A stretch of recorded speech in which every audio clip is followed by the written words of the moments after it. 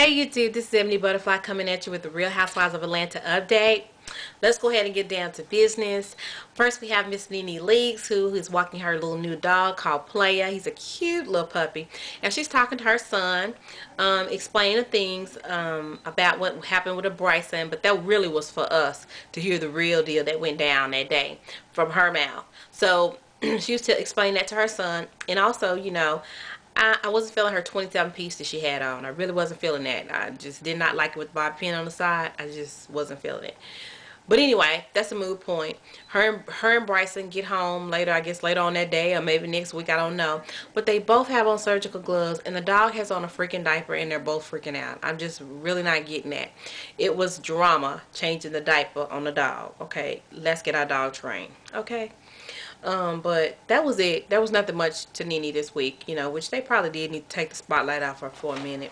Then let's go ahead to Miss Sheree, who I love. That's one of my favorite housewives.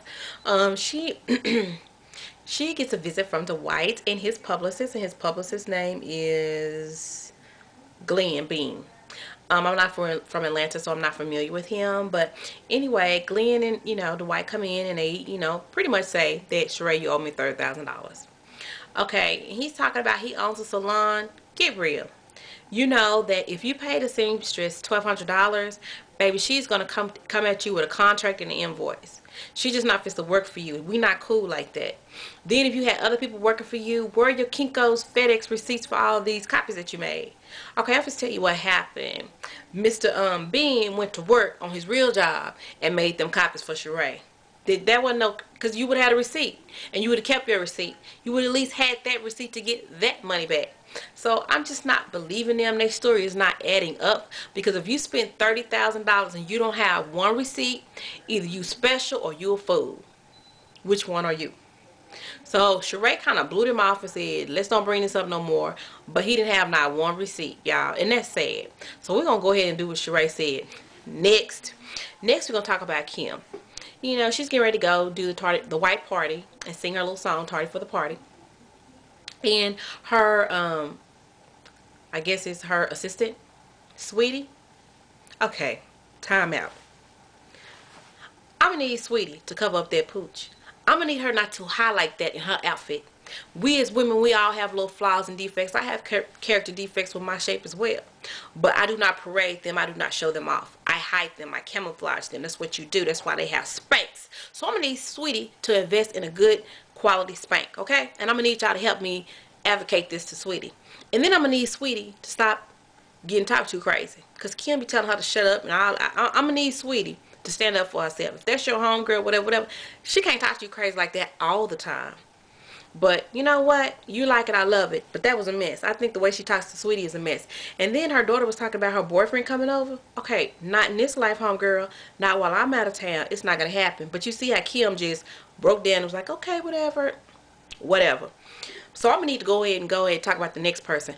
But I do want to talk about Candy. She's a very nice, sweet person. But Candy, get your money up front. And I hope she paid you for helping her do Tardy for the Party. Because I don't know if Kim is ADD or what, because she wasn't getting a routine. She be spaced out in another world. I don't know what pills she taking. I don't know what pills and drinks she mixing. But I would get my money first, right off the top. She would have to pay me to go there. It ain't that much exposure in the world. And I'm going to need Kim to realize this was a gay white party. So all the men there was not interested in you, okay? But they did not want you, okay? They wanted men. Jose was not looking at you, okay? He probably was looking at your makeup artist, which, by the way, I'm not saying her makeup artist is gay. I don't know him. But anyway, by the way, he does a video on YouTube with Kim Kardashian and her makeup. That's who that makeup artist is. So I kind of recognized him, and I don't know his name. I might put it below. Okay, so Sheree's daughter is gorgeous. Beautiful. Her and her little shack partner, they both make a handsome couple. Sheree goes back and, you know, tells a little life story, whatever, what have you, and how much she does not want to be a grandmother. That's cool. Her daughter's cute. That's cool. Sound like she got her head straight. That's cool. But, you know, hey, like Sheree said, people do things backwards these days. You know, I don't cut for shacking, but hey, if that's you and that's your thing, you handling your business, then hey, do you. Then I mean talk about Cynthia and her mama. I mean her sister that's 11 months younger. We need to really take care of ourselves. You know, when your younger sister starts looking older than you, then the younger sister may not be taking care of herself as well, and maybe she doesn't have the money to, because apparently Cynthia not paying her. But I'm just saying. But her sister helped us realize that Cynthia is a runaway fiance. You know, she don't even wait till you get down the aisle. She can't be a runaway bride because she's a runaway fiance. When she gets the ring, she beats it. So I'm trying to figure out how old this woman is. She got a 50-year-old fiance. She got a 12-year-old daughter. And she got an 11-month-old sister that looks a little bit older than her. So she looks damn good. And I guess that's all that matters, huh? She looks great. Okay, and then I'm going to need Pheadra to treat her husband like a man sometime, okay? She was in there cooking in her little lingerie. I've never seen anybody cooking lingerie with heels on and be pregnant. But hey, if you got it like that, you can do it. Then she frying bacon. I know the grease was popping all over it up in here because it was just probably a mess. And fish. I wasn't understanding. Was she cooking fish for dinner, or was she cooking fish, you know, put the fish in a Dijon mustard and fry? I just wasn't getting. She cooking fish for breakfast and the bacon? I don't know. It might be a pregnancy thing. But it was kind of weird to me.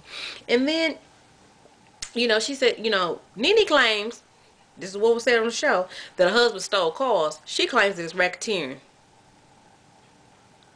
Next. Then, you know, I'm going to need her husband to grow a backbone. Because she talked about him, B-A-D, bad. Saying that her husband wasn't used to the fine things of life. Okay, so what is he used to eating? Bread and water? Is that what they still serve in prison? Or was it spam? I mean, what are you talking about? You talking about he eats spam and ramen noodles? I'm trying to get where you going with this. Then she talks about beating a child to death. Okay, well, you know, that's what, you know, black families do. They whoop their children.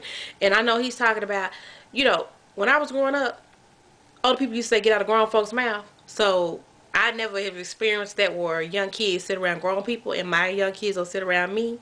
So that is a difference between the two cultures, but hopefully they work that out. And that love language, she like to buy stuff. Okay, Pheadra, I'm gonna need to understand. You say you got all this staff, stylists, and all these shoppers and stuff, but then you telling your husband to clean the kitchen. Okay, next. Anyway, I just try to wrap it all up and understand where everybody's little lifestyle is, or what they got going. You know, I don't think that couple was ready for what Pheadra and them had in store for them, about how she loved gifts and he tried to spend time with her, and you know, maybe they both get what they want in the end, and that's what we all hope for. But I hope, stay tuned for next week for Real Housewives updates. Thank you for watching. Bye.